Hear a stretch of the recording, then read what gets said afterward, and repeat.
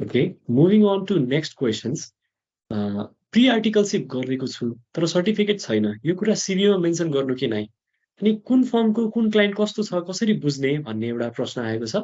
यो मैले सागरबाट यसको एन्सर दिन चाहे। यदि तपाईँले आर्टिकलसिप सुरु हुनभन्दा भनेको प्री आर्टिकलसिप भनेको हाम्रो क्याप 2 को इक्जाम दिएपछि रिजल्ट भन्दा अगाडि पनि तपाईँले आर्टिकलसिप गर्नुभयो भन्ने कुरा भयो। यदि प्री आर्टिकलसिप गर्नु भएको छ त्यसमा एक्सपिरियन्स छ भने तपाईँले त्यो आफ्नो सिभीमा चाहिँ लेख्नुहोस्, सर्टिफिकेट नभए पनि त्यसले तपाईँलाई अलिकति बेनिफिट दिन्छ।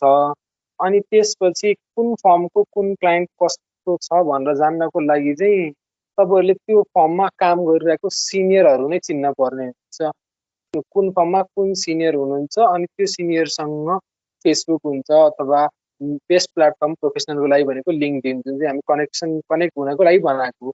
त्यो लिङ्कडिनबाट चाहिँ कुन फर्मको दाईहरू सिनियरहरू खोजेर दाईहरूसँग कुरा गरेर चाहिँ तपाईँले आफ्नो क्लाइन्ट कुन फर्ममा कुन क्लाइन्ट छ पत्ता लगाउन सक्नुहुन्छ।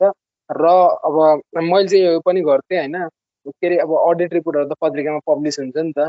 अनि त्यसपछि पढ्दाखेरि पनि ए यो फर्म यो ब्याङ्कको अडिट चाहिँ यो अडिट फर्मले गरे रहेछ, यो बोटलसको अडिट चाहिँ यसले गरे रहेछ।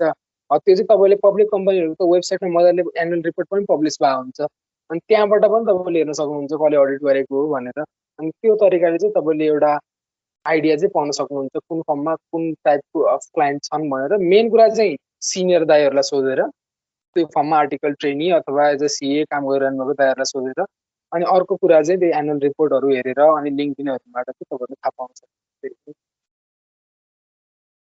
थ्याङ्क यू सागर, लिङ्कडिनवाला कुरा मेन्सन गरिदिएकोमा फेरि थ्याङ्क यू। धेरैजनालाई चाहिँ त्यही कनेक्सन्स नै छैन, कसरी उ गर्नु, सिनियरहरू पनि चिन्दिनँ भन्नेहरूलाई चाहिँ लिङ्कडिन एकदम राम्रो प्लेटफर्म हुनसक्छ।